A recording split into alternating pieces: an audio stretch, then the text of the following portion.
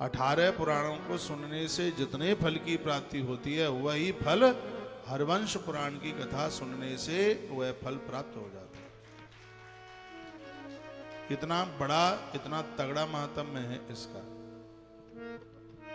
और यह पुण्य बढ़े तो ही यह संभव है सुनने के लिए। भगवत कृपा के बिना तो यह सुनने को मिल नहीं पाएगा। इससे 11 पीढ़ियों का कल्याण होता है। पितृनुद्भृते सर्वान एकादश समुद्भवान, कल भी मैंने निवेदन किया है। 11 पीढ़ियों में कोई आत्महत्या करके किसी न किसी प्रकार से उसकी मृत्यु हुई है। कल मैंने निवेदन किया है, कभी कभी पूर्व में यदि किसी ने आत्महत्या की है तो भी घर की स्त्रियां बांझ रह जाती हैं, उनको कोई संतान नहीं हो पाती। तो हरवंश पुराण 11 पीढ़ी में भी 11 पीढ़ी तक यदि कोई आत्महत्या करके मरा है तो 11 पीढ़ी तक ये कल्याण कर देती है, उद्धार कर देती है। सीधी सी बात मैं कह दूं कि यह घर के संपूर्ण पितृदोष को समाप्त कर देती है कथा। इतना बड़ा प्रभाव है इसका। जब यह पूछा गया, कहा गया इस पुराण को सुनते सुनते और क्या करना चाहिए, तो कहा भूमि दानम समादद्यात् ब्राह्मणाय नराधिपा, भूमि दान समम दानम न भूतम न भविष्यति। कल भी मैंने निवेदन किया है और आज यहीं से मैं आगे बढ़ रहा हूं और कह रहा हूं, वंश वृद्धि के लिए 3 दान बहुत विशेष हैं। एक है स्वर्ण दान, एक है भूमि दान और एक है गौदान। हरवंश पुराण में तीनों का वर्णन किया गया है। एक है स्वर्ण दान, आपकी बेटियों का विवाह होता है, आप कन्यादान करते हैं, भले ही नगदी में आप कम दे दें लेकिन उन्हें सोना चांदी जरूर आप दें। इससे आपके वंश की बेल बढ़ती रहेगी, आपके परिवार की वंश वृद्धि बढ़ती रहेगी। आप अपनी ननद को कुछ दे देते हैं, बेटियों को कुछ दे देते हैं, ये कहीं फालतू नहीं जा रहा है। इससे आपके घर की वंश वृद्धि बढ़ेगी, वंश बेल बढ़ेगी। इसलिए स्वर्ण के दान को एक विशेष दान माना गया। और मैं तो श्लोक बोल के बात कर रहा हूं, भूमि दानम समाधात्य, भूमि दान के बराबर दान नहीं। और स्वर्ण दानम, वर्ण एक ऐसा ही स्वर्ण दान है, स्वर्ण दान, भूमि दान और गौदान की भी ऐसी महिमा है। क्या मिलेगा इसे? अपुत्र पुत्र प्राप्नोति अधनाम धनमाप्नुयात्। इसके द्वारा संतान नहीं है, संतान मिलेगी। घोर गरीबी जी रहे हैं, धन की प्राप्ति होगी। ये भूमि दान भी ऐसा है, गोदान भी ऐसा है और स्वर्ण दान भी ऐसा है। इसलिए तो मैं कहता हूं, गैया हमें दे जाओ, सोना अपनी बिटिया को दो, जमाता को दो, ननद को दो, नंददेव को दो, सोना वहां दे दो। गैया हमें दे जाओ। हमें गैया की जरूरत है, उन्हें सोने की जरूरत है। हाँ, हमें सोना नहीं, हमें तो गैया दे दो। हाँ, गैया, गैया की बड़ी महिमा। गैया के लिए भूमि दे दो। भूमि दानम समादद्यात् ब्राह्मणाय नराधिपा, ब्राह्मण को दी गई भूमि का दान देना चाहिए, क्योंकि भूमि दान के समान दान कहाँ है। जब से सृष्टि ने जन्म लिया है, जितने जन्मे वो सब मरे, लेकिन धरती माता नहीं मौत को प्राप्त हुई। धरती वही है जो सृष्टि के आरंभ में थी।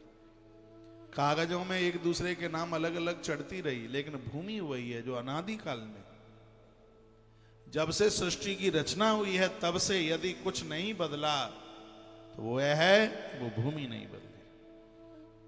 गंगा का पानी नहीं बदला, यमुना का जल नहीं बदला, अग्नि नहीं बदली, हवा नहीं बदली, आकाश नहीं बदला।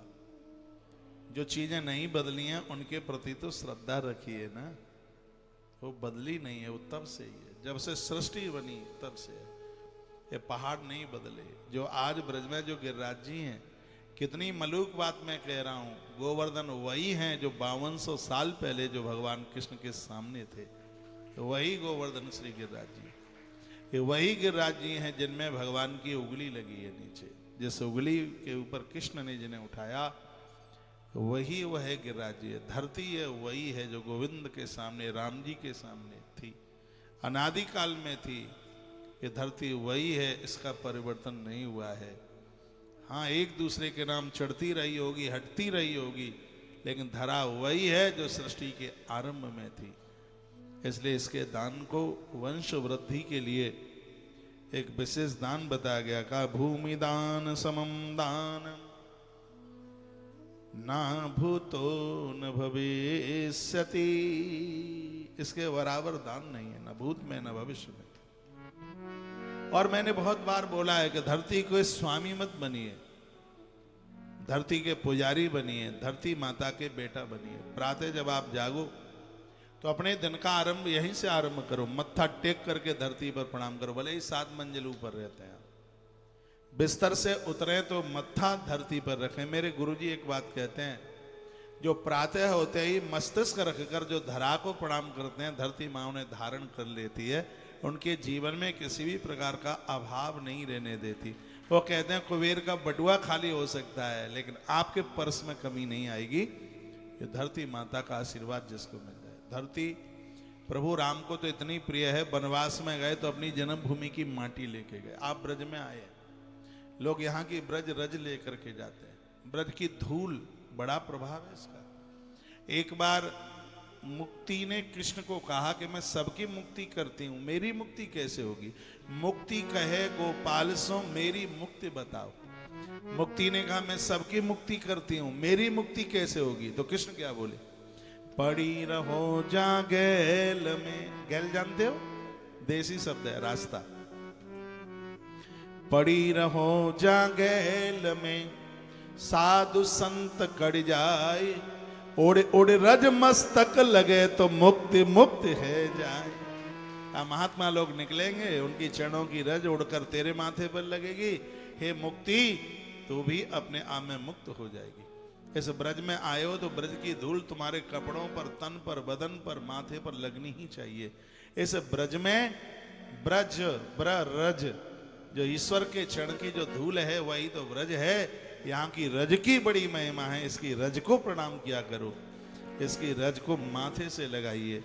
लोग बड़ी दूर दूर से आते हैं, श्री ब्रज की रज लेके जाते हैं। ब्रज की रज जहाँ पहुँच जाए वो स्थान तो बरसाना बन जाता है, वो नंद गांव बन जाता है, वो बन जाता है निधिवन, वो बन जाता है श्री वृंदावन धाम बनता है। यहाँ की रज जहाँ जहाँ तक पहुँचती है, ब्रज की बड़ी महिमा है।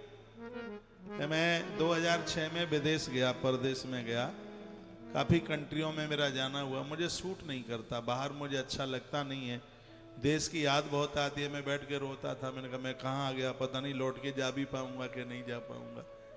तो यहाँ से मैं थोड़ी सी ब्रज की मिट्टी अपने संग लेके गया, रोज उसको वंदन करना, रोज उसको प्रणाम करना। ब्रज की माटी में बड़ा प्रभाव है, बड़ा कमाल है। जहां ये ब्रज की मिट्टी होगी वहां गोविंद कृष्ण जरूर होंगे, वहां तुलसी माँ जरूर होगी। यहाँ की माटी में बहुत सुगंधी है, जो एक बार जिसको खींच लेती है अपने आप से अलग नहीं होने देती। बंगाल का एक आदमी धोखे से आ गया है, बंगाल का एक धोखे से बिहारी जी के मंदिर में कीर्तन हो रहा था, मृदंग बज रही थी, उसको इतनी बढ़िया तो हिंदी आती नहीं थी, और वो भी अपनी मस्ती में बंगाली भाषा में उसने भी गाना शुरू कर दिया। छोटे बच्चे ने आकर के उंगली पकड़ ली, कहा बाबा तू हो गया ब्रज का बाशिंदा, तो उसे बहुत काम कराने हैं। और वो व्यक्ति कोई और नहीं जिनके द्वारा इस्कॉन मंदिरों की स्थापना हुई है, प्रभुपाद स्वामी। ब्रज की रज का चस्का उनको लग गया था। वो ब्रज की रज, पूज्य कृपालु जी महाराज ब्रज की रज को रोज अपनी जिह्वा के ऊपर रखते थे। लोग कहते हैं कृष्ण ने माटी खाई, अरे कन्हैया ने माटी नहीं खाई, कृष्ण ने ब्रज की रज का स्वागत किया, सम्मान किया। कृष्ण तो रोज ही ब्रज की माटी को चखते थे। ब्रज की माटी ही अपने आप में इतनी विशेष है। हम और आप लोग बड़े बड़भागी भाग्यशाली हैं, ऐसी ब्रज भूमि में बैठे हैं। पूरी दुनिया में यहाँ से बढ़िया माटी है ही नहीं कहीं किसी की, ये समझ लीजिए, ऐसी माटी है। इस माटी में आकर्षण है, इस माटी में खिंचाव है। लोग पहली बार धोखे से आ जाते हैं और आते हैं तो यहीं के हो जाते हैं। मैं भी ऐसे ही आया था अपने स्कूल से, मैं अपने स्कूल से आया, अपने संघ के बच्चों के साथ में आया, मैं टूर में आया। उस समय स्कूलों में बड़े बड़े टूर चलते थे, कुछ पैसा भी जमा करना होता था, घूमने के लिए जाते थे। घूमने के लिए तो बहुत दूर दूर तक गए, लेकिन ऐसी जगह पर एक बार ऐसा घूमना हुआ कि फिर कहीं घूमने की जरूरत ही नहीं पड़ी, वृंदावन चल करके आ गए। फिर यहाँ से जाने का मन ही नहीं हुआ। पहली बार वृंदावन देखा था, पहले तो कभी देखा ही नहीं, पता ही नहीं था कि वृंदावन इतना बढ़िया, इतना अच्छा है। एक महापुरुष की कथा हो रही थी, बिहारी जी का दर्शन करके लौटे थे 1 बजे 12 बज के कुछ मिनट पर मंदिर बंद हुआ था। तो लौट करके आए। बहुत छोटा, तो उम्र भी बहुत कम ही होती थी। उद्धव गोपी समाज चल रहा था अटला चुंगी पर। परिसर भरा हुआ था और आंखों में आंसुओं के अलावा और कुछ भी नहीं था। पूरा पंडाल रो रहा था। मैं भी अपने आंख के आंसू पहुंच रहा था। गणित का विद्यार्थी रहा हूं। बस मन में बात आई, बस यही जीवन है और सब बेकार है, बेकार है, बस यही जिंदगी है। ऐसी कथा पहली बार सुनी। पूज्य डोंगरी जी महाराज के शिष्य पूज्य कमलेश जी महाराज कथा कह रहे थे। क्या अद्भुत वक्तव्य। आज वो दुनिया में नहीं है। मैं व्यासपीठ पर उनका स्मरण करके बैठता हूँ। मैंने 10 से 15 मिनट उनका उद्धव गोपी संवाद, मेरे लिए उद्धव गोपी संवाद कहना बड़ा मुश्किल होता है। उद्धव गोपी संवाद तो मेरा गुरु है।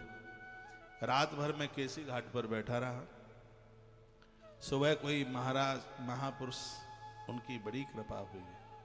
इन संतों ने ऐसी कृपा कर दी है, वृंदावन ने ऐसा पकड़ा है, इस ब्रज ने फिर छोड़ा ही नहीं है और मुझे विश्वास है कभी छोड़ेगा भी।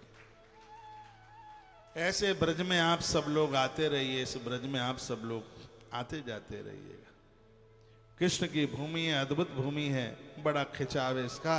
प्रभु राम वन के लिए जाते हैं, अवध की माटी लेकर के जाते हैं। कहीं भी आप इस देश के किसी भी कोने में रहते हैं, जहां आपकी ससुराल है, वो तो पैसा कमाने के लिए बड़े शहरों में आप पहुंच गए हैं। जहां आपकी कुल परंपरा है, वहां की थोड़ी सी मिट्टी, कहीं भी आप पहुंच गए, अपने घर में वहां रखिए। अपनी जन्मभूमि की माटी। जन्मभूमि से तो प्रेम होना चाहिए। विभीषण ने राम जी को कहा था कि लंका तुम ले लो और यहीं रहो। राम जी ने कहा प्रलोभन मत दो, भले ही तुम्हारी लंका सोने की है, लेकिन मेरी घास फूस की अयोध्या करोड़ गुना लंका से बढ़ करके है, क्योंकि वो मेरी जन्मभूमि है। तो अपनी ससुराल की मिट्टी बहनों के लिए, भाइयों के लिए नहीं है कि आप अपनी ससुराल की मिट्टी लेके आ जाए। आप बहनों के लिए ससुराल की मिट्टी, जहां भी कहीं आप रहते हैं, आपका पति, आपका आदमी जहां भी कहीं नौकरी इत्यादि के लिए गया है और संग आप हैं, तो उस माटी को याद करते करते आपको अपनी वह पुश्तैनी जगह आपको याद आती रहेगी। वहां आपके कुल देवता है। कुल देव की कृपा होती है तो घर में गूंगे बहरे बच्चे जन्म नहीं लेते। कुल देव होता है, कुल देवी होती है। बहुतों को तो पता ही नहीं होता। तो आपके जो फेवरेट देवी है कोई, उसको कुल देवी मान लो, और आपका फेवरेट कोई देवता है उसको कुल देवता मान लो, उसी को मान लो। मैंने भी, मेरी क्या कुल देवी रही मुझे नहीं पता, लेकिन मैंने भी कुल देवी मान ली है, अपने मन से मान लिया। मां अन्नपूर्णा को मैंने कुल देवी मान लिया। माता अन्नपूर्णा को मैंने कहा तू ही मेरी कुल देवी है। उसको मैं बहुत मानता हूं, अन्नपूर्णा को। वही तो सबके पेट भरती है, किसी को भूखा नहीं रहने देती। उसको मैंने अपने मन से, उसको पक्का पक्का और पक्के वाला पक्का, मैंने उसे कुल देवी मान लिया। माँ को बड़ा वंदन करता हूँ। जब भी मैं काशी जाता हूँ तो माँ अन्नपूर्णा का दर्शन जरूर करता हूँ। काशी जाता हूँ माँ अन्नपूर्णा का। आप भी अन्नपूर्णा माँ को मान सकते हैं, कुल देवी मान सकते हैं, और भी जो भी आपका फेवरेट है, लेकिन मानिए जरूर। इनकी बड़ी कृपा होती है, इन देवों की बड़ी कृपा। किसी भी देवता से आप जुड़ते हैं, हृदय से जुड़िए, आपके सब काम होंगे पूरे। जिसके ऊपर देवों की कृपा हो जाए भैया, उसके जीवन में किस चीज की कमी रहती। आप उनके पीछे पड़े हैं जो खुद ही स्थिर नहीं है, खुद ही मांग रहे हैं, और उनसे आप चाहत रखते हैं, उनसे आपको क्या मिलेगा? ईश्वर को दिल से मांगे, दिमाग से नहीं, दिल से। दिमाग वाला तो आदमी चतुरा होता है, दिल से मानने वाला व्यक्ति भोला होता है। और भगवान बुद्धि का सब्जेक्ट नहीं है, भगवान भावना का सब्जेक्ट है। परमात्मा बुद्धि से नहीं मिलता, मोहन प्रेम बिना नहीं मिलता, चाहे कर लो कोटि उपाय। भले ही पढ़ पढ़ के पंडित हो जाना, यदि हृदय में प्रेम नहीं है, भगवान नहीं कभी मिलेगा। ईश्वर के लिए प्रेम चाहिए, और प्रेम में अकड़ नहीं है। प्रेम में तो बहाव है, जैसे मोम पिघलता है, घी पिघलता है, प्रेम में भक्त भगवान के लिए ऐसे पिघल जाता है। ताली मरी मराई बजी है। एक दूधिया किसी महात्मा के दर्शन करने को गया। दूधिया जानते हैं, जो दूध बेचता है। तो किसी गांव में साधु आए थे, तो बड़ी भीड़ लगी थी, तो वो भी गया दर्शन करने के लिए। महात्माओं के पास बैठने में बड़ा आनंद आता है। तो उसने दर्शन किया, यूं बैठ गया एक तरफ। तो महात्मा जी की निगाह पड़ गई। उनका बचुआ इधर आ, बुलाया, कहा क्या काम करता है? उसने कहा गुरुजी दूध बेचता हूं, 1 कुंटल सुबह बेच देता हूं, 1 कुंटल शाम को बेच देता हूं, ठीक से गुजारा चल रहा है। तो महात्मा ने कहा तेरा कुर्ता कुछ ज्यादा चिकना तो नहीं हो गया है? कहा गुरुजी हो तो गया है, एक फरीदाबाद वाला साबुन लगा देता हूं तो इसमें, वो 5 भाई साबुन मिलता था फरीदाबाद में, पता नहीं अब मिलता है कि नहीं।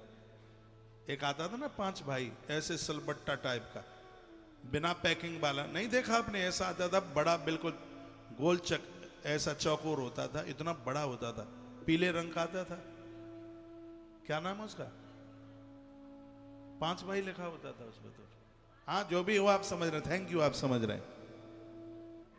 तो उसने कहा गुरुजी थोड़ा समय नहीं मिल पाया है, कुर्ता धो लूंगा। उसने कहा एक नया बनवा ले, ये ज्यादा ही गंदा हो गया, तू ससुराल जाएगा तो तेरी सास कहेगी कि कैसा भेष बना डाला है, अभी तू जवान है, कुर्ता नया बनवा ले। वो गुरुजी ने बोला उसको।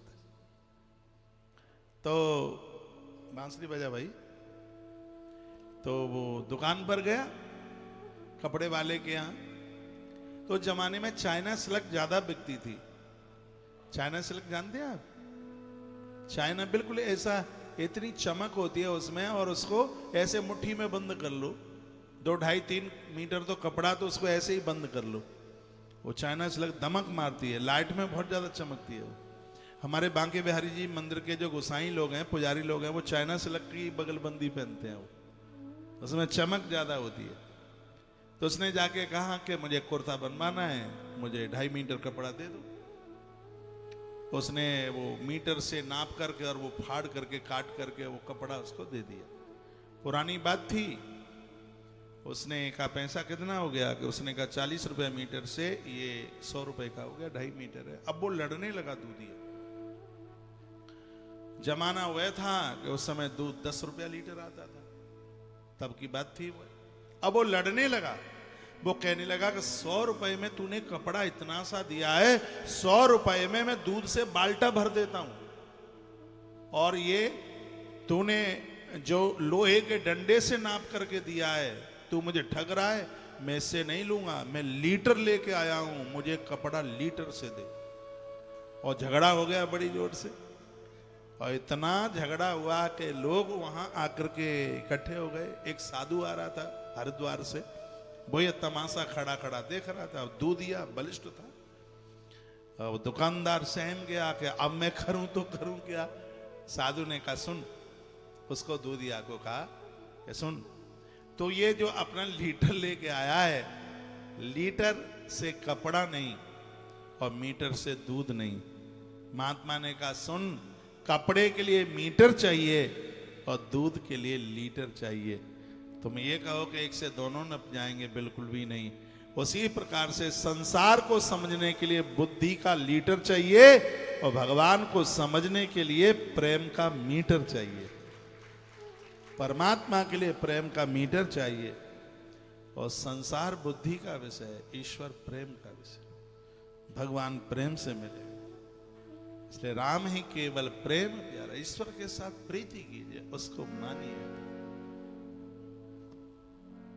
उसको समझिए, उसके साथ प्रीति। बेटा भूखा चला जाता है, आप बेचैन हो जाते हैं, लेकिन घर में गोपाल जी हैं, लड्डू गोपाल जी हैं, कई दिन निकल जाते हैं और आप भूल जाते हैं, उनका भोग नहीं लगा पाते। आप सुलाना भूल जाते हैं, आप जगाना भूल जाते हैं। क्यों? इसलिए हम लोग तो भूलते ही नहीं। हम इसलिए नहीं भूलते हैं क्योंकि उनको हमने ठीक से स्वीकार कर लिया। आपके लिए अभी वो प्रतिमा है, आपके लिए वो धातु का एक रूप है, और ये हमारे लिए नहीं है। हमें तो ये लगता है कि भगवान सजग्र रूप से हैं। जैसे आपके घर में कोई मेंबर होता है, उसकी आप गिनती करते हैं, उसी प्रकार से हमें ये लगता है कि हमारे ऊपर कोई मालिक बैठा हुआ है। ऐसा लगता है हमारे ऊपर कोई शासन करने वाला बैठा है, इसलिए हम उसको भूल नहीं पाते। ना भोग लगाने से भूल पाते, ना सुलाने से भूल पाते, ना जगाने से भूल पाते, ना उसकी पूजा करने से भूल पाते, क्योंकि हमें उसके होने का अनुभव होने लगा है। हमें लगता है कि वो है, और जिस दिन आपको यह लगने लगेगा कि वह है, उस दिन एक क्षण भी इसके बिना आप रह ही नहीं पाएंगे। आपके बहुत घरों में मैं आया हूं, अपने गोपाल जी को संग लेके आया हूं, अकेले जाने का मन ही नहीं होता। बहुत घरों में जहां हमारे गोपाल गोपू, अब मैं ये तो नहीं कहता है हमारे संग चलते, हाँ हम इनके संग चलते हैं। इनको हृदय से आप स्वीकार कीजिए, इन्हें मानिए। जो भी देवी देवता आप जो मानते हैं उनको आप मानिए, उनको आप समझिए, यही कल्याण कर देंगे। हरवंश पुराण की कथा चल रही है, इसमें भगवान श्री कृष्ण की महिमा बहुत ज्यादा है। कहा जिनके घरों में कृष्ण भगवान की पूजा होती है, हाँ मां साहब कोई विशेष काम, जिनके घर में गोविंद पूजे जाते हैं, कृष्ण पूजे जाते हैं, अपुत्र पुत्र मापनोति, उनके घर में पुत्र रत्न की प्राप्ति होती है, उनके वंश निर्वंश नहीं होते। यह महिमा भगवान श्री गोविंद की है, भगवान श्री कृष्ण की। इनके पूजने में आनंद है, इनके पूजने में कल्याण है। मंदिर सूना सा लगता है इनके में, और जे जहां बैठ जाएं वहां स्थान, वो मंदिर भरा भरा सा लगता है। आप में से बहुत जन रसोई में भगवान बैठा देते हैं। हिसार में एक मैं करोड़पति घर में गया, हिसार में बहुत पैसे वाला, आप जानते हैं अग्रवाल फैमिली में, नाम नहीं लूंगा, तो मैं गया, उनका इतना बढ़िया, मैंने तो अभी इतना बढ़िया मकान ही नहीं देखा अभी दोबारा।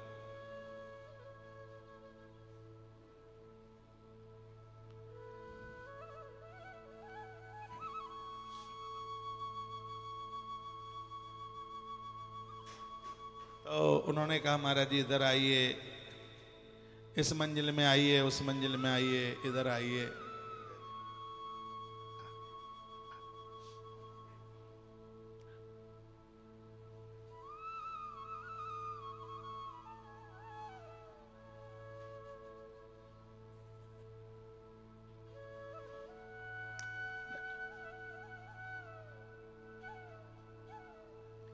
उन्होंने बहुत कुछ दिखाया।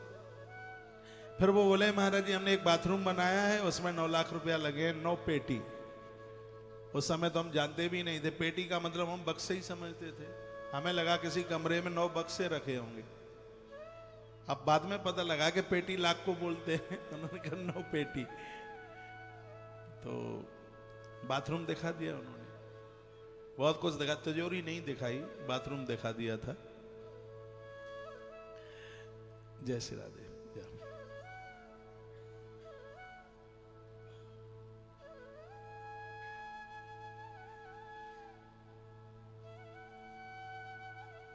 मैंने कहा एक मंदिर तो अपना दिखा दीजिए, तो उन्होंने रसोई में जाके खड़ा कर दिया। इधर देखिए, उन्होंने रसोई में खड़ा कर दिया जाके, और कहा महाराज जी ये हमारा मंदिर। इस छोटे से आले में गोपाल जी बैठे थे। मैंने उन्हें पूछा कि गोपाल जी मंदिर में नहीं आले में क्यों है? तो कहते हैं महाराज जी पूजा पाठ के लिए टाइम मिलता नहीं है, भोग लगाने के लिए समय मिलता नहीं है, इसलिए गोपाल जी को रसोई में बिठा दिया है और कह दिया कि जब भूख लगे तब ही पतीले का ढक्कन उठा करके खाते रहना। होशियारी देखिए। एक बात मैं कहूंगा, आप कितने भी बड़े उद्योगपति हों, कितने भी बड़े कर्मचारी हों, अधिकारी हों, यदि भवसागर से तैरने का कोई सूत्र नहीं है जिंदगी में, तो सिगरी डिग्रियां बिल्कुल बेकार है, किसी मतलब की नहीं। पढ़ाई लिखाई धन कमाने के लिए नहीं है। धन तो 5वीं फैल है, वो भी पैसा कमा रहे हैं। जो पढ़ाई करी है पूरा जीवन निकाल देते हैं, 30 साल हो जाती हैं पढ़ते पढ़ते। तो क्या ये पढ़ाई लिखाई करना सिर्फ पेट भरने के लिए है? सूकरा कुकरा एक बार में एक दर्जन बच्चों को जन्म देते हैं, पेट तो उनका भी भरता है। मनुष्य का जीवन पेट भरने के लिए नहीं है। मनुष्य इस धरती पर पिता बन करके आता है, और पिता का मतलब है जो सबका पालक करे, उसे पिता कहते हैं। वो सबका पालक बने, उसे पिता कहते हैं। एक नाव में 3 लोग बैठ के जा रहे थे, एक इंजीनियर साहब थे, एक वकील साहब थे और एक डॉक्टर साहब थे। घटना सत्य थी, वो तीनों उसमें बैठे थे। नाव आगे चली। डॉक्टर साहब ने केवट को, नाविक को पूछा, ये बताइए यदि किसी को मलेरिया बन जाए तो कौन सी दवाई लेके ठीक हो जाएगा? केवट ने कहा साहब हमें तो डॉक्टर साहब पता नहीं है, डॉक्टर लोग जो लिख देंगे, दवाई दे देंगे, वो हम ले लेंगे। उन्होंने कहा तेरी चाराना जिंदगी यूं ही चली गई। इतने में नाव और आगे बढ़ी। इंजीनियर साहब बोले यह बताइए यदि किसी को 100 गज के प्लॉट पर मकान बनाना हो तो ईंट कितनी लगेगी? उसने कहा मैं टूटी झोंपड़ी में रहता हूं, मुझे क्या पता है। तो इंजीनियर साहब ने कहा तेरी चाराना जिंदगी यूं ही चली गई। इतने में वो वकील साहब बोले, कहने लगे कोई किसी की खोपड़ी लाठी से फाड़ दे तो धारा कौन सी लगेगी? वो कहता है कि मैं तो लड़ता नहीं किसी को, साहब मुझे क्या पता है। तो कहा तेरी तो चाराना जिंदगी यूं ही चली गई। तो तीनों लोगों ने कहा कि तेरी 12 जिंदगी चली गई। इतने में नाव बीच भंवर में जाकर के डावाडोल होने लगी। नाविक ने कहा साहब नाव डूब रही है, तैरना आता है कि नहीं? तीनों ने कहा हमें तैरना नहीं आता। केवट ने कहा साहब मेरी तो 12 आना जिंदगी गई, लेकिन तुम्हारी तो गई 16 आना। तीनों के तीनों डूब गए। केवट छलांग लगा करके किनारे पर पहुंच गया। मैं यह कहना चाहता हूं आपको, यदि भवसागर से तैरने का यदि सूत्र नहीं है तो आपकी कारोबारी, आपका अधिकारीपन सब किसी काम का नहीं है बिल्कुल भी। इसलिए हमारे ग्रंथ कहते हैं कोटिम त्वक्ताम हरिम स्मरेत। हमारे ग्रंथ कहते हैं 100 काम करने से पहले भोजन करो, आप बीमार नहीं होंगे। जितना जरूरत है उतना खाइए। डायबिटीज सिर्फ मीठा खाने से नहीं होती, डायबिटीज भूखे रहने से भी होती है। भूखे रहने से डायबिटीज। समय पर आप नहीं खाते हैं, इसलिए सुबह बच्चों जैसा खाइए, दोपहर में राजाओं जैसा खाइए और रात्रि को मरीजों जैसा खाइए। इसलिए सुबह के नाश्ते को कहते हैं बाल भोग और दोपहर के भोजन को कहते हैं राजभोग और शाम के भोजन को कहते हैं बयारू। नाम तो था बीमारू, लेकिन वो नाम अच्छा नहीं था तो बदल के उसको बयारू कर दिया। यानी रात्रि का भोजन बीमार लोगों यानी कम खाइए। खिचड़ी खा लीजिए, दलिया खा लीजिए दूध में डाल करके, यानी हल्का खाइए जितना भी आप खाते हैं। दोपहर में राजाओं जैसा खाइए, कटोरी में थोड़ा सा दही लेना मत भूलना बिल्कुल कभी भी। सुबह का पानी गरम, दोपहर का दही और रात्रि का 1 गिलास दूध। 1 रुपया डॉक्टर्स लोगों के यहाँ नहीं जाएगा। आप ऐसी जिंदगी जी लेंगे। ये नियम बना लिए, दोपहर में 1 कटोरी छाछ हो या दही हो, उसमें काला नमक जरूर डालिएगा। दही मीठे के साथ उतना फायदा नहीं करता जितना कि वो काले नमक के, और भी नमक के साथ फायदा नहीं करता है, ये काले नमक के ही साथ फायदा करता है। उसके साथ इसको आप लीजिए। सुबह थोड़ा सा गर्म पानी, रात को गर्म पानी तांबे के पात्र में रख दो, उसे फिर ढक के रख दो, फिर सुबह उसको हल्का सा गर्म कर लो। और यदि किसी भी प्रकार का नशा है तो उसमें 1 चम्मच आप शहद डाल लीजिए। आलस्य प्रमाद सब खत्म हो जाएगा। ये शहद पानी में इतना बड़ा फायदा करता है। शरीर का वजन ज्यादा बढ़ रहा है तो आधा नींबू निचोड़ के डाल लीजिए उसे, फिर उसको आप थोड़ा फेंट करके पी लीजिएगा। जितनी चर्बी है वो सब बाथरूम के सारे पिघल करके निकल जाएगी, ऐसा आयुर्वेद कहता है। तो मैं आपको यह कहना चाहूंगा कि स्वास्थ्य का जरूर ध्यान रखिए। पहला सुख है निर्मल काया, पहली संपत्ति। अभी मैं रात्रि को धर्म यात्रा कार्यक्रम में पुष्कर से मैंने जीवन के 16 सुख का 16 ही सुख होते हैं, उसमें 16 सुख में सबसे पहला सुख है वो है आपका स्वस्थ जीवन। और आपका जीवन स्वस्थ नहीं है तो समझ लो आप अपनी जिंदगी के साथ बहुत बड़ी लापरवाही कर गए। डायबिटीज आती नहीं है, इसको बुलाया जाता है अपनी लापरवाही के द्वारा। रात रात भर आप सोते नहीं है। जीवन का एक इंडेक्स बनाइए, 6 घंटे की नींद आपकी रात में ही पूरी हो, दिन में नहीं, रात में। दिन में सोएंगे, रात में जगेंगे, बीमार हो जाएंगे। रात सोने के लिए, जिनको रात में ठीक से नींद आ जाती है 20 वर्ष वो उम्र ज्यादा जी करके जाते हैं। रात सोने के लिए बिफोर 10 o'clock आप 10 बजे से पहले आप सो जाते हैं तो आपका जीवन है डायमंड, हीरा। 10 बजे से पहले सो जाते हैं। आप 10:30 तक सोते हैं तो आपका जीवन है गोल्ड, सोना ही है। उसके बाद भी आपको नींद नहीं आती है तो आपका जीवन है पीतल। और रात रात भर आप जागते रहते हैं तो आपका जीवन आयरन लो है, कुछ नहीं है, बेकार है। नींद दिन में नहीं, नींद रात में ही पूरी होनी चाहिए। 6 घंटा तो नींद सबके लिए चाहिए। और वो तब हो पाएगा जब आप स्वस्थ होंगे। जो स्वस्थ हैं उन्हें नींद आती है, बिल्कुल आती है। मुझे आती है क्योंकि मैं स्वस्थ हूं, इसलिए रात में ही नींद। आप विश्वास करें, मैं अपनी लाइफ में लगभग 23 वर्ष से मैं दिन में 10 मिनट के लिए भी नहीं सोया। मैंने लगभग 25-26 वर्ष से आयोडीन नमक नहीं खाया, चीनी नहीं खाई, लाल मिर्च मैंने 30 साल से नहीं खाई, और धोखे से भी नहीं खाई, कभी भी नहीं खाई। इसलिए मेरी रिपोर्ट 100% मेरे पक्ष में है, क्योंकि शरीर ही ठीक नहीं होगा तो एक काम कैसे करेंगे।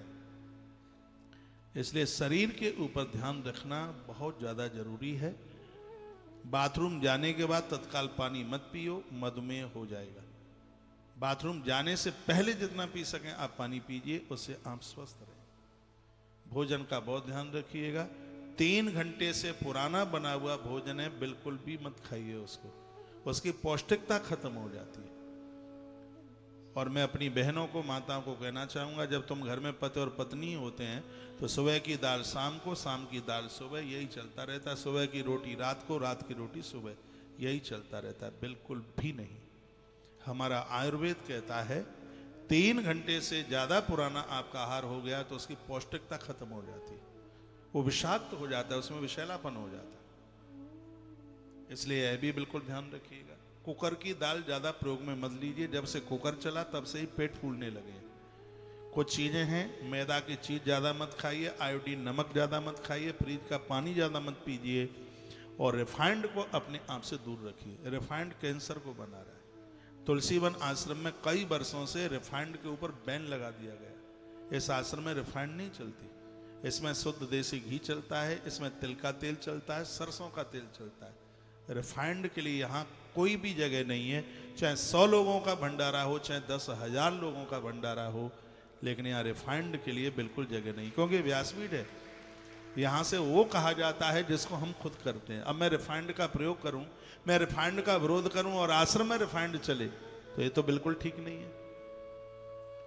मैं कह रहा हूं आयोडीन नमक मत खाइए, इसलिए बोल रहा हूं क्योंकि मैं नहीं खाता इसलिए। और कच्चा नमक तो डालिए ही मत ऊपर से। यदि जरूरत है तो सेंधा नमक डालिए। सेंधा नमक थोड़ा महंगा है, लेकिन ये आपके स्वास्थ्य को दे देगा। यदि घर में किसी को डायबिटीज है, फर्श के ऊपर पोंछा आप सेंधा नमक डाल करके लगाइए। फर्श के ऊपर पोंछा, वो तलवे उसको स्पर्श करेंगे तो इसका सीधा का सीधा असर इंसुलिन के ऊपर पड़ेगा। ये रोग आपको प्रभावी नहीं करेगा। तो सतम व्याय भोक्तव्यम, एक श्लोक में आपको पढ़ रहा हूं। सतम व्याय भोक्तव्यम, 100 काम करने से पहले भोजन करना अनिवार्य है। तो सहस्रम स्नान माचरित, 1000 काम करने से पहले स्नान भी जरूरी है। तो भोजन से पहले स्नान हो गया। जब आप नहा करके आते हैं तो अंदर का जठर खुलता है। जैसे आप चाय बनाने के लिए जाते हैं, आपने स्लाइडर मारा और चूल्हा आपने तैयार किया, जैसे ही आप नहाते हैं ऑटोमेटिक आप पत्नी को कहते हैं कि मैं नहा के आ रहा हूं और जरूर कुछ न कुछ खाने के लिए तैयार रखना। और आप 12 बजे तक अखबार पढ़ते रहेंगे और आपको भूख नहीं लगेगी। आप मोबाइल पढ़ते रहेंगे, आपको भूख नहीं लगेगी। और जैसे ही आप नहा के आते हैं तत्काल आपको कुछ खाने के लिए चाहिए, क्योंकि स्नान के बाद में जठर एकदम खुलता है। जठर में अग्नि जलती है, उसको जठराग्नि के नाम से जानते हैं उसे। और जब जठर में अग्नि जलती है, जब उसमें आप डालते हैं तो वो सब पचता है। और जिनकी जठराग्नि खुली नहीं है, जली नहीं है, वो कूंचते रहते हैं, खट्टी डकारें लेते रहते हैं, पेट फूलता रहता है, लीवर किडनी की ओर पित्ता से कमजोर हो जाता है, इससे बीमारियां बढ़ जाती हैं। और आज ज्यादा पैसा दवाइयों के ऊपर खर्च हो रहा है। रात्रि को सोते समय भुनी हुई अजवाइन थोड़े काले नमक के साथ में आप लीजिए। जीवन में कभी पेट में गैस नहीं बनेगी। सुबह आपको मल विसर्जन करने के लिए इंतजार नहीं करना पड़ेगा। सुबह समय से आपका पेट खाली होगा। गाड़ी में जले हुए तेल के साथ में उसकी सर्विस में ऊपर से और आप ऑयल डाल दीजिए तो गाड़ी का इंजन डैमेज हो जाएगा। और यही होता है कि जो पुराना है अंदर रात का भरा है वो खाली नहीं होता, ऊपर से और आप डालते रहते हैं। इससे ये पूरा अंदर का तंत्र बर्बाद हो रहा है। आप किसी अस्पताल में जाइए, बाबा जी नहीं है अस्पताल में इतने जितने आप लोग वहां मिलते हैं। क्यों? क्योंकि आपके सिस्टम बिगड़े हुए हैं। रात को 12-1 बजे आपके घरों में भोजन होता है, ये बिल्कुल भी ठीक नहीं है। वैसे भोजन का सही समय जैन लोगों के यहाँ आप देखिए सूर्य अस्त के होने से पहले वो भोजन कर लेते हैं। इसलिए कर लेते हैं जब तक सूर्य भगवान की किरणें दिखाई देंगी तब तक पेट में गया हुआ जठर की अग्नि बुझेगी नहीं और वो पचता रहेगा। इसलिए एक समय का भोजन आप छोड़ देते हैं, समझ लो 20 साल प्रकृति से उम्र आपने ज्यादा ले ली। कुछ समय के लिए आप देख लीजिएगा, मोटापा कम हो जाएगा, चर्बी कम हो जाएगी, कोलेस्ट्रॉल बिल्कुल घट जाएगा, न्यून हो जाएगा। सूर्यास्त के बाद आप मान लीजिएगा, जरूरत पड़ती है तो हल्का फुल्का ऐसा कुछ ले लीजिएगा। कुचैमा मत खाइए, बिल्कुल सतम व्याय भोक्तव्यम। 100 काम करने से पहले भोजन, तो सहस्त्रम स्नान माचरित, 1000 काम करने से पहले आपका स्नान होना चाहिए। ऐसा अपना भारत है जहां शुद्धता और पवित्रता के लिए स्नान किया जाता है, और देशों में तो चमड़ी चमकाने के लिए स्नान किया जाता है। और जगह तो लोगों को पता नहीं है कि गंगा की इतनी महिमा है, उन्हें जानकारी नहीं। हम भारतीय लोग कितने बड़भागी हैं, हमारे पास मां गंगा है। गंगा का महत्व समझिए। कहीं राजा भगीरथ मिल गए होते और उनको पूछ लिया जाता कि गंगा धरती पर कैसे आई है, उनके मुख से सुनाई गई कहानी सुनकर आप रो पड़ते। गंगा को धरती पर लाने के लिए उनकी 3 पीढ़ियां समाहित हो गई। बड़ी मुश्किल से गंगा धरती पर आई है, बड़ी मुश्किल से मां गायत्री धरती पर आई है। गायत्री का महत्व लोग भूल गए, चाहे जैसे चलते फिरते, चाहे जैसे उच्चारण करते, जो कभी भी नहीं होना चाहिए। गायत्री जैसा पवित्र मंत्र तो माइक के ऊपर भी उच्चारण ना होना चाहिए। लेकिन ये सब लोगों ने अपनी संस्कृति को अपने आप से बहुत दूर कर दिया। प्रातः आप जागते हैं, स्नान के बाद गंगा जल लीजिए, आचमन कीजिए, रोज नहाइए, टाइम से स्नान कीजिए, समय से स्नान कीजिए। आपके शरीर का क्या उत्कर्ष होता है, करके आप देखिए। लक्ष्यम विहाय दातव्यम, लाख काम करने से पहले देने की भावना रखिए। वो आपकी बहन है, आपके माँ बाबूजी हैं और आपके अपने हैं, देने की भावना होनी चाहिए। और इस धरती पर उसी को मिलता है जिसने देना सीखा है। लेने का हकदार वही है जिसने दिया है। आप 50,000 रुपया कमाते हैं, बड़ी बात नहीं है। आपने कमाया है, वो खर्च कैसे किया है, ये बहुत बड़ी बात है। कमाना सबको आता है, लेकिन खर्च किसी को करना नहीं आता। मैं वृंदावन की धरती से बोलूंगा, मनुष्य बनकर के कमाइए और भगवान बनकर के खर्च कीजिए। परमात्मा बन के खर्च करोगे तो धन कुछ अपराध नहीं कर पाएगा। वो पैसा शराब में नहीं जाएगा, जुआ में नहीं जाएगा, क्योंकि भगवान ना जुआ खेलता ना शराब पीता। वो परमार्थ ही है। आपने पैसा कमाया और वो परहित में लगता है, परमार्थ में लगता है। तो सो धन धन प्रथम गति जागी, धन पुण्य रति मत सोई पागी। ऐसा धन हमारी मति को ठीक कर देता है। धन आया बड़ी बात नहीं है, आया कैसे ये बहुत बड़ी बात है। पैसा रावण के पास बहुत था, लेकिन वो धन बढ़िया नहीं था। धन तो महाराज जनक के पास में भी था, लेकिन ऐसा धन था जिसमें किसी का रक्त नहीं था, किसी का खून नहीं था। रावण के पास ऐसा धन था जहां मेघनाद पैदा हुआ, और महाराज जनक के पास ऐसा धन था जहां शांति रूपी सीता प्रकट हुई है, मां जानकी प्रकट हुई। जानकी मां क्या है? शांति है। आप ईमानदारी के साथ कमाओगे तो संपदा में शांति होगी। और याद रखना, सीता मैया महलों में नहीं जन्मी है, मकानों में जन्म नहीं हुआ माता जानकी का। खेत में राजा ने जुताई करी है, पसीना बह रहा था, तब माता जानकी प्रकट हुई। सीधी सी बात है, शांति हमेशा मेहनत से प्राप्त होती है। पसीना बहाओगे तब शांति मिलेगी आपको। पसीना बहा। हम बहुत छोटे होते थे, एक बार बुखार आ गया, डॉक्टर ने कहा कंबल ओढ़ के, रजाई ओढ़ के सो जाना, और जैसे ही पसीना आ जाएगा तो ठीक हो जाएगा। कम्बल 2-2 कम्बल ओढ़ करके सो गए। पसीना आया, अम्मा ने पोंछा तौलिया से, पसीना इतनी जोर से आया, और ऐसा पसीना आया कि द्वारा बुखार ही नहीं आया। तो पसीने की तो महिमा ही है। हाँ, पसीना निकले शरीर में से, मेहनत हो आपको, बिल्कुल निश्चित रूप से शांति मिलेगी। तो एक बार फिर कहूंगा, मनुष्य बनकर के कमाना और भगवान बनकर के खर्च करना, आपको कमाने में, खर्च करने में तो बहुत आनंद। घर में स्नेह प्रेम बना के रखना। हरिवंश पुराण की कथा आप सुन रहे हैं। ये पुराण ऐसा है जो परिवार को बिखरने नहीं देता, परिवार को संगठित बना करके रखता है। जन्मेजय ने पूछा था, ऐसी कथा हम सुनना चाहते हैं जिसमें वंश की वृद्धि बढ़े, जिसमें पांडव बिखरे नहीं है, वो संगठित रहे हैं। ऐसी कथा है, ऐसी कथा आप सुन रहे हैं। अपुत्र पुत्र प्राप्नोति अधनो धन मातृता। ऐसी कथा आप सुन रहे हैं जिस कथा से घर में पुत्र संतान की वृद्धि होती है, कंगाली का नाश होता है, घर में धन की वृद्धि होती है। ऐसी कथा है और जिसका नाम है हरिवंश पुराण। हरिवंश का मतलब है ईश्वर का वंश है, तो भगवान का वंश हरिवंश, जिस परमात्मा की कृपा से वंश कभी निर्वंश न हो, तो हरिवंश कभी वंश को निर्वंश नहीं होने देता। ऐसी अद्भुत कथा हम और आप सुनने के लिए जा रहे हैं। जिंदगी थोड़ी सी, पता नहीं है कौन कब तक का है, किसी के साथ कभी बुरा मत कीजिए। पत्नी का महत्व समझिए, पति का महत्व समझिए। मैंने अपनी ऐसी बहनों को, माताओं को रोते देखा। इस कोरोना काल में किसी का भाई चला गया, किसी का पिता चला गया, किसी का ससुर और किसी का पति, किसी की पत्नी चली गई, बच्चे अनाथ हो गए। पता नहीं है जिंदगी कितनी सी है, कहां किसके साथ लड़ना, क्या किससे द्वेष करना। थोड़ा सा मुट्ठी भर तो जीवन है। जो लोग आज हैं तुम्हारे पास, पता नहीं वो कल रहेंगे कि नहीं रहेंगे, मालूम नहीं है। उस कविवर ने बड़ा अच्छा सा गाया था, पंक्तियां मध्य प्रदेश की धरती से निकली थी।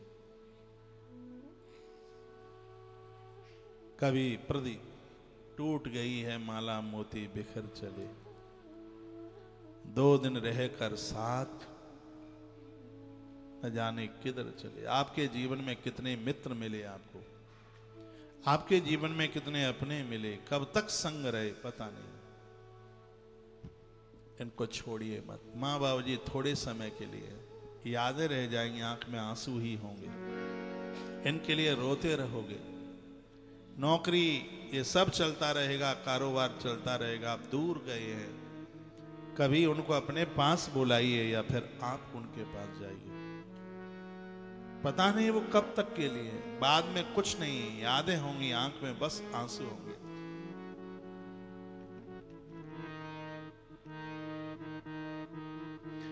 टूट गई है माला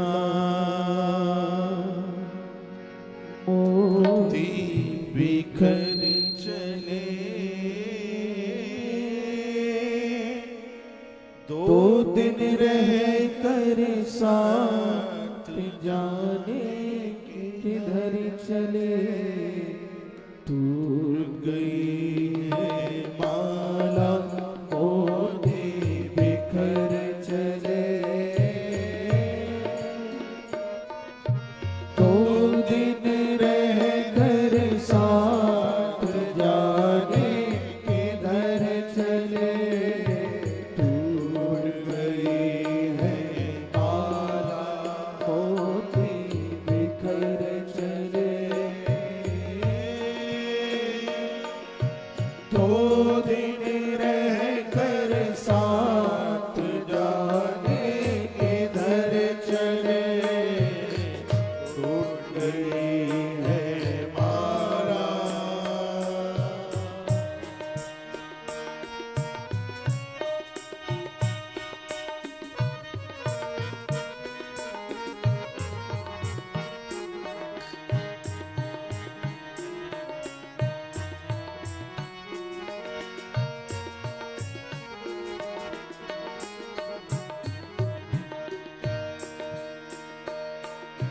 मिलने की दुनिया छोड़ चले, आज दिल रहे अपने।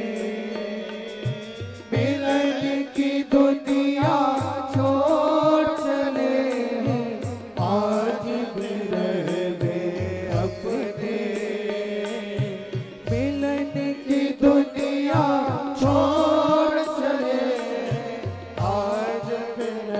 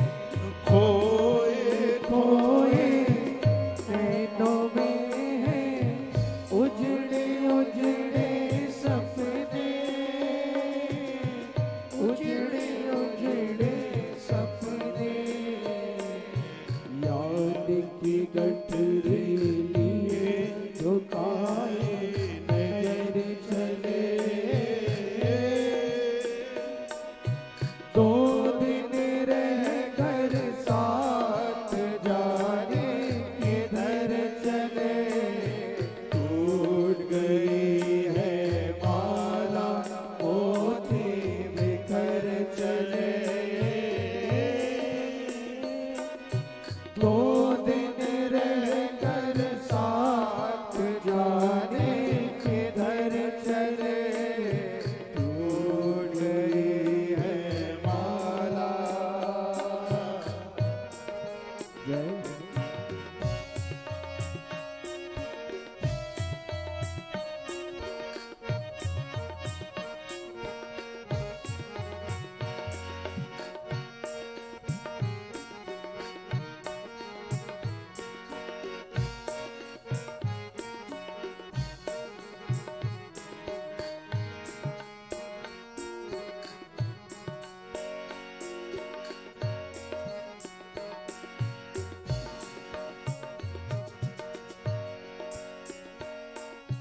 अभी तो ये जग में जिएंगे आंसू पीते पीते, अब तो ये जग में जिएंगे आंसू पीते पीते, जैसी इन पे बीती वैसी और किसी पे न बीते, और किसी पे न बीते। अब तो ये जग में जिएंगे आंसू पीते पीते, अब तो ये जग में जिएंगे आंसू पीते पीते, जैसी इन पे बीती वैसी और किसी पे न बीते, और किसी पे न बीते। कोई मत पूछो इन्हें लिए किस ओर चले, दो दिन रह कर साथ जाने किधर चले, टूट गई है माला होती बिखर चले, दो दिन रह कर साथ जाने किधर चले, टूट गई है माला होती बिखर चले, दो दिन रह कर साथ जाने किधर चले, टूट गई है माला होती बिखर चले, दो दिन रह कर साथ जाने किधर चले, टूट गई है माला होती बिखर चले, दो दिन रह कर साथ जाने किधर चले। जीवन मुट्ठी भर है बिल्कुल। इस जिंदगी में कबरा खड़ा बाजार में सबकी मांगे खैर, बीच चौराहे पर वो कहता है ना मुझसे कोई पराया है, कोई नहीं है, और ना मेरा कोई इतना अपना है, इतना अपना कि जिसकी वजह से मैं ईश्वर को भूल जाऊं। जिंदगी में दो चीजें होनी चाहिए, एक है सेवा जीवन में, और एक है अच्छा श्रोता बनकर इस सृष्टि से अच्छी बातें सुनना। जहां चुगली होती है वहां मत बैठिए, जहां बुराइयां होती हैं वहां मत बैठिए, जहां कटुता होती है वहां मत बैठिए। जीवन में दो चीजें, सेवा कथा रसम हो नितराम विवत्तम। जीवन का परम रस यही है कि दो चीजें जिंदगी में मिल जाएं, एक कोई सेवा मिल जाए, एक कोई अच्छी सी बातें सुनने के लिए मिल जाए। सेवा शरीर की खुराक है और कथा आत्मा की खुराक है। सेवा करने से शरीर दुरुस्त होता है, कथा सुनने से आत्मा तंदुरुस्त होता है। इन दो के बिना मत रहिए। और आप जिस किसी भी क्षेत्र में आप जीते हैं तो उसको नौकरी मत मानिए, उसको सेवा मानिए। पढ़े लिखे तो बहुत लोग हैं, वो काम उन्हें नहीं मिल पाया जो आपको मिल पाया। और अपने काम से संतुष्ट होने की कोशिश कीजिए। आप अपने ऑफिस जाते हैं, दफ्तर जाते हैं या दुकान पर जाते हैं, तो ऐसे जाइए जैसे आप मंदिर में जा रहे हो। मंदिर में आप जाते हैं, क्यों जाते हैं? विमान मांगने के लिए, मुक्ति का? नहीं। मंदिर में जाते हैं आप प्रमोशन मांगने के लिए, मंदिर में जाते हैं आप पैसा मांगने के लिए, परिवार ठीक से चले, प्रभु 2 पैसे आप दे दें। तो मंदिर का भगवान भी आपको पैसा देता है, और आपकी नौकरी इत्यादि भी तो आपको पैसा ही देती है। घर में लड़के मन जाइए। मैं तो व्यासपीठ की तरफ आता हूँ तो ऐसे आता हूँ जैसे मुझे लगता है कि 4 धाम की यात्रा करने के लिए जा रहा हूँ। आप भी अपने काम पर प्रसन्न होकर के जाइए, लड़के नहीं, झगड़ करके नहीं। ईश्वर 2 रूप से आपके संग चलेगा, एक उसका रूप आगे होगा और एक तुम्हारे पीछे होगा, और वो तुम्हें सुरक्षित रखेगा बिल्कुल भी। आइए, इस ग्रंथ की कथा में बड़ी अद्भुत बातें कही गई हैं। काश्रियश्च पुरुषाशैव वैष्णवम मद्वाप्नियत जम्बू द्वीपम समाश्रित्या श्रोतारो दुर्लभा कलो। हमारे इस द्वीप को जम्बू द्वीप के नाम से जाना जाता है। जहाँ हम और आप जहाँ के बाशिंदा हैं, इसको जम्बू द्वीप के नाम से इसको जाना जाता है। और देशों के पास धन हो सकता है, पैसा हो सकता है, लेकिन भारत जैसी संस्कृति, भारत जैसे विचार नहीं हो सकते, भारत जैसा ओज नहीं हो सकता। यह परमात्मा ने बड़ी कृपा की है कि भारतीय लोगों को जो उत्साह, जो जज्बा दिया है, ये और किसी को मिला नहीं। हम जहां रहते हैं इसका नाम जम्बू द्वीप है। हे राजन, कलयुग में जम्बू द्वीप का आश्रय लेकर रहने वाले लोगों में आने वाले समय में इन ग्रंथ की बड़ी कमी आ जाएगी। जो कथा आप सुन रहे हैं, आने वाले समय आप युवा उतना मान नहीं रहा है, तो ये दिक्कत है, परेशानी। हमारे ग्रंथों में हमारा समाधान है, जीवन जीने की एक राह बताई गई है। बढ़िया जीवन कैसे जिए, ये हमारे ग्रंथों ने। जो हमारे गांठ खोल दे अंतस की, उसी को तो ग्रंथ कहते हैं। 5 गांठें लगी हैं, 7 गांठें 5 विषयों की, 6वीं गांठ है बुद्धि की, 7वीं गांठ है अविद्या की। जो इन 7 गांठों को खोल दे, विषय 5 हैं, रूप रस शब्द स्पर्श और गंध। इनको 5 भोग कहते हैं, 5 विषय हैं। रूप, ये आंखें वो देखना चाहती हैं जिसकी जरूरत नहीं, कान वह सुनना चाहते हैं जिसकी जरूरत नहीं, जीभ वह चखना चाहती है जिसकी जरूरत नहीं है, हाथ वो छूना चाहते हैं जिसकी बिल्कुल आवश्यकता नहीं है। थोड़े से और आप बैठे रहिए, 5 बजे तक कार्यक्रम चलेगा, सोई आरती होती है, अब बैठे रहिए। आज गोपाष्टमी का महापर्व, पूरा दिन पूजा पाठ में निकला है, तो आनंद भी तो हो रहा है, अच्छा लग रहा है, बढ़िया लग रहा है, मन प्रसन्न है। तो कल काल में ऐसे लोगों की बड़ी कमी आ जाएगी। लोग हंसी मजाक उड़ाएंगे जो पूजा पाठ करेंगे, और आजकल उड़ाते भी। आप माथे पर चंदन लगा के निकल जाएं गली में, लोग कहेंगे देखो 900 मुंह से मार बिल्ली तप पर बैठी है, लेकिन हमें क्या काम दुनिया से, जगत रूठे तो रूठन दे। मैंने ऐसे ऐसे अधिकारियों को देखा है, वो आश्रम से जुड़े हुए हैं, अपने ऑफिस में जाते हैं तो माथे पर तिलक चंदन लगा के जाते हैं, तुलसी कंठी पहनते हैं, पूजा किए हुए, भगवान का नाम लिए बिना वो घर से बाहर नहीं निकलते। ऐसा जीवन जी के करोगे क्या?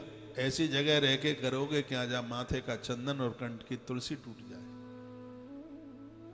फिर क्या होगा उस जिंदगी से, उस जीवन से?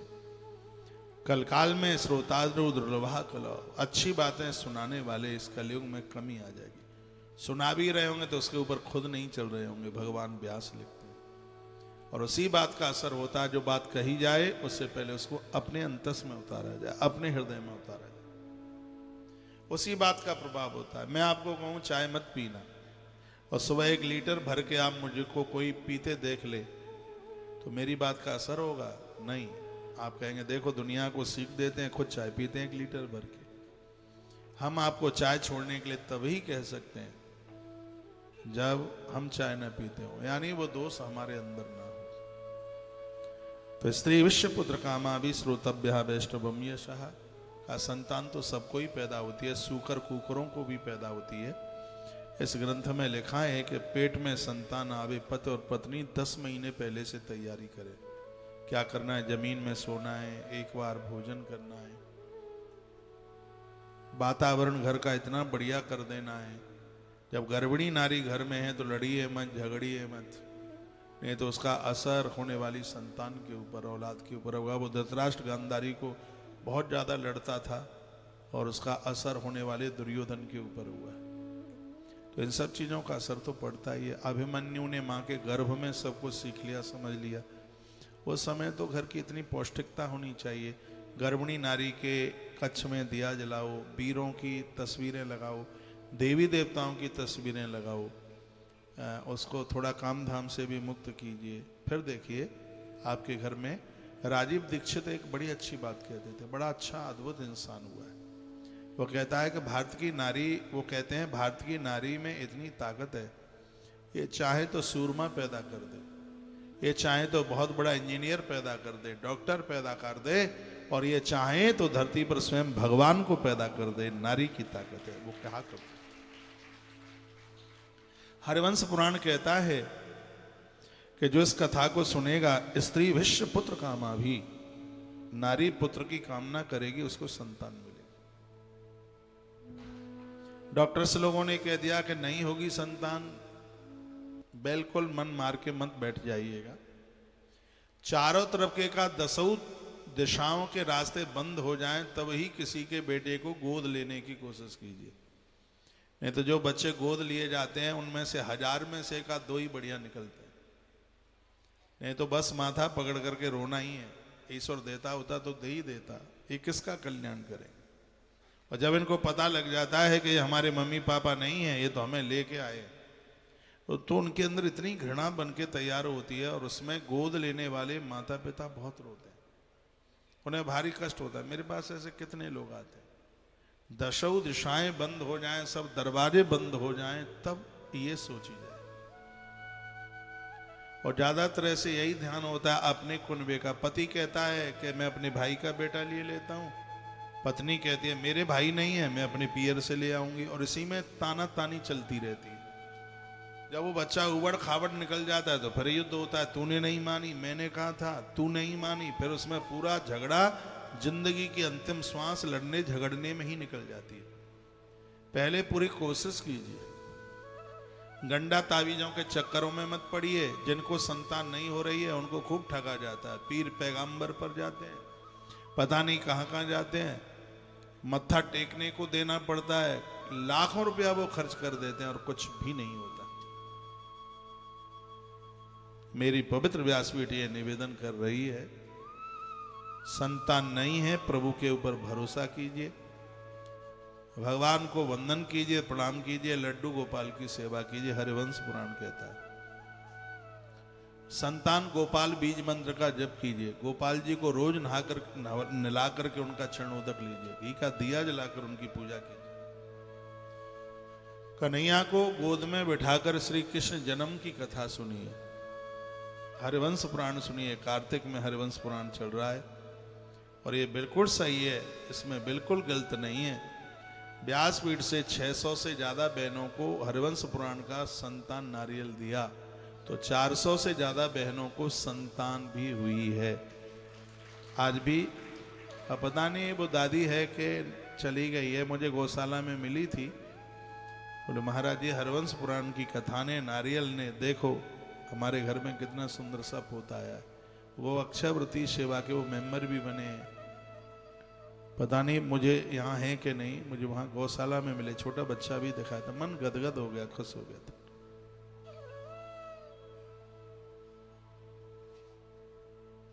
यदि ये सब चीजें ना हो तो फिर इनको कौन मानेगा। किसी के ठगियाई में बिल्कुल भी मत आइए।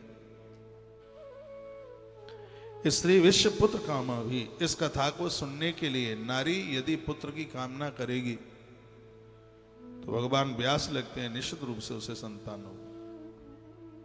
ऐसा वर्णन है इसमें किया गया।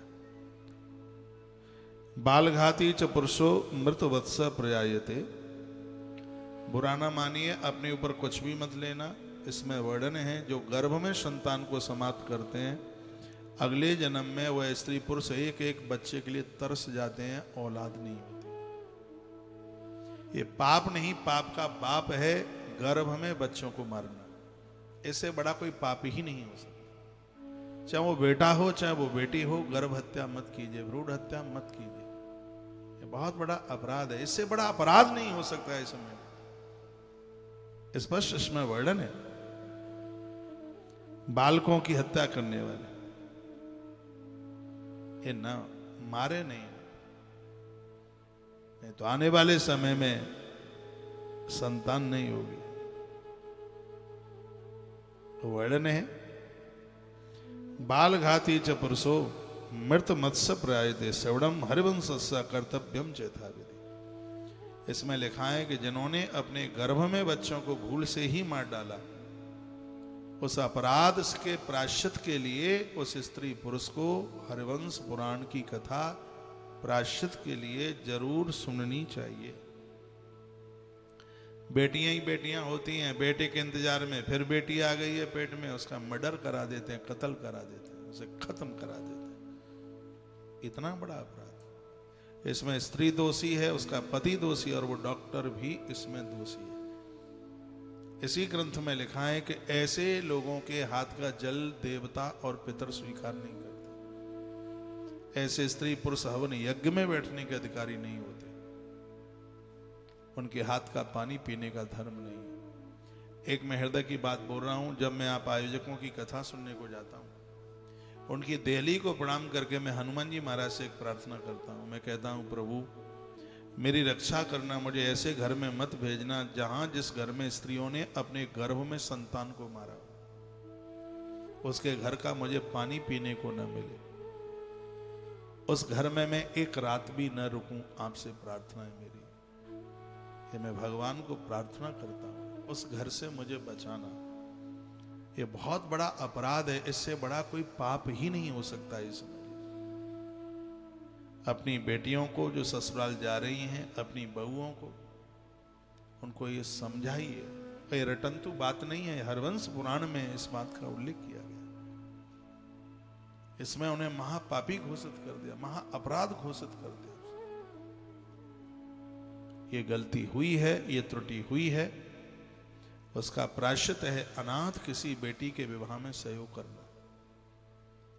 अनाथ जिस बेटी के विवाह के लिए उसके बाप के पास पैसा नहीं है, उसमें मददगार बनना। किसी गरीब की कन्या को पढ़ाना लिखाना, क्योंकि बेटियों को ही पेट में ज्यादा मारा जाता है।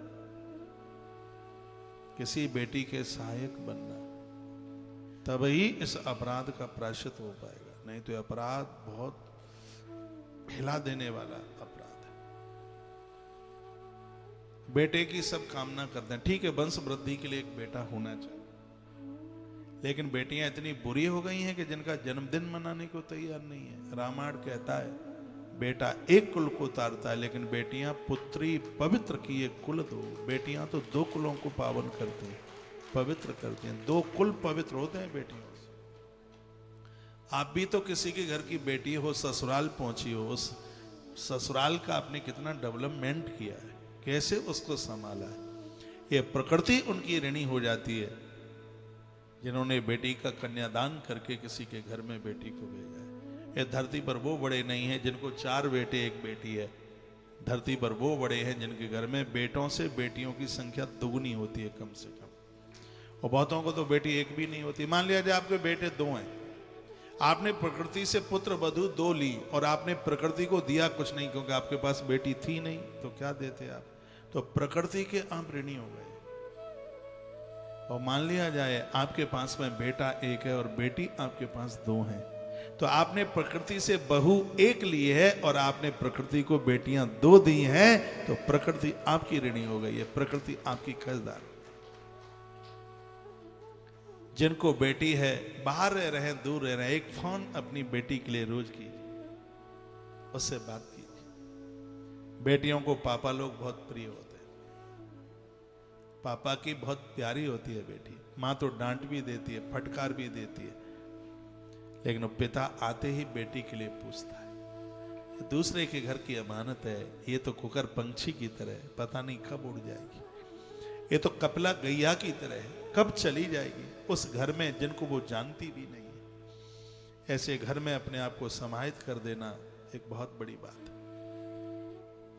जिंदगी की सबसे बड़ी सन्यासिन तो यही है, ससुराल में जाकर के जिसका गोत्र भी बदल जाता है। ये ग्रंथ हरिवंश पुराण कहता है कि बेटियों के ऊपर लाड़ कीजिए, दुलार कीजिए, वंश कभी डूबेगा नहीं, वंश कभी निर्वंश नहीं होगा। और वर्णन है यदि बेटियों को मारा है तो आने वाले समय में संतान वृद्धि रुक जाएगी। ये वर्णन है। श्रवणम हरिवंशस्य कर्तव्यम च कथा विधि। बालघाती च पुरुषो, गर्भ में बच्चे खत्म हुए हैं, मृत वत्सः, मौत को प्राप्त हुए हैं या जन्म लेने के बाद मर गए, तो श्रवणम हरिवंशस्य, उस परिवार के उत्थान के लिए, उस वंश वृद्धि के लिए हरिवंश पुराण जरूर सुने। 5 दोष बड़े भयंकर होते हैं, 5 का वर्णन होता है। बालकों की हत्या करने की है पहला, दूसरा अपुष्पा, संतान होती ही नहीं है, तीसरा है रजो दर्शन, ऋतुकाल का ना होना, अगला है मृत वत्सा, मरा हुआ बच्चा पेट से बाहर आया, और एक है काक बंध्या। काक बंध्या कल भी मैं बोल रहा था, उससे कहते हैं जैसे एक बच्चा हो गया, ऑपरेशन नहीं हुआ, कुछ भी नहीं हुआ, बेटी हो गई, अब बेटे की कामना है, संतान की कामना है, या बेटा हो गया फिर भी एक बच्चे की कामना है और संतान नहीं हो रही है, उसको काक बंध्या कहते हैं उसे। तो हरिवंश पुराण की एक ऐसी ये कथा, ये 5 दोषों को समाप्त कर देती है। ये इस कथा में ये ताकत है, इतनी बड़ी ताकत।